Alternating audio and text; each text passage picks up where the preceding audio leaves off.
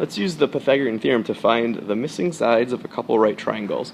Recall the Pythagorean theorem is a squared plus b squared is equal to c squared, where c is going to be our hypotenuse. First thing that you want to do is identify your side. So remember, hypotenuse is not the slanty side. So hypotenuse is the side that's across from the right angle or the longest side. So that's my side C. Your other two sides are sides that make up the right angle. Those are going to be the two legs. It doesn't matter which one's A and B, so I'm just going to label them A and B like that. So once I have those established, I'm going to go ahead and just start using Pythagorean theorem. So 8 squared plus 6 squared is equal to c squared, or x squared if that makes more sense to you. Let's go ahead and just do some simplifying and see what happens. So 36 and 64. Add those values together and I get 100 is equal to c squared. Now you're not done at this point. We have not found c. We found what c squared is equal to. To get rid of c squared, we're going to need to do a square root on both sides.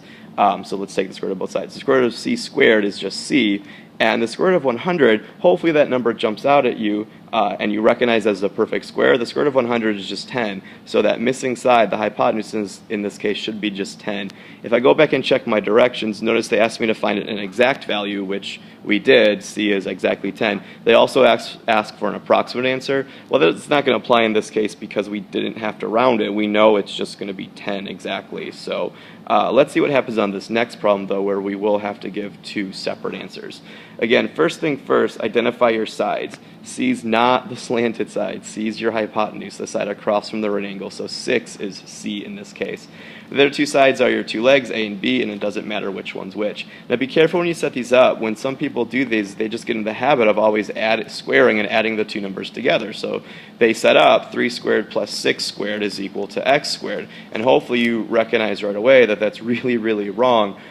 C is your hypotenuse, and that has to be on its own side of the equation when you set that up. So what we should do is square and add the two legs together, x squared plus 3 squared, and that should be equal to 6 squared. So if I go ahead and continue my work on this, I've got x squared plus 9 is equal to 36. I'll need to subtract 9 in this case from both sides to continue solving this.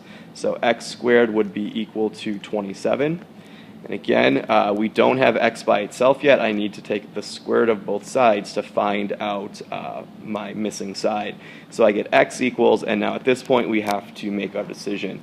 If they want an exact value, which they do in this case, we need to do a factor tree because 27 is not a perfect square. So 27 can be factored into 9 times 3. And then 9 can be factored into 3 times 3. We're looking for pairs of numbers, so we have a pair of 3's right there. Don't circle all 3 3's.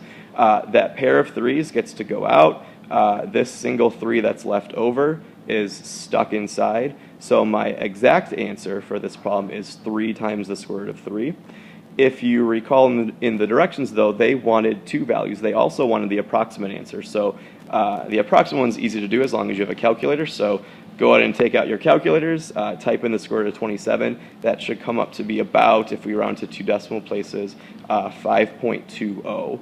So there's my approximate answer, which I'll label, approximately. And then my exact answer was 3 times the square root of 3.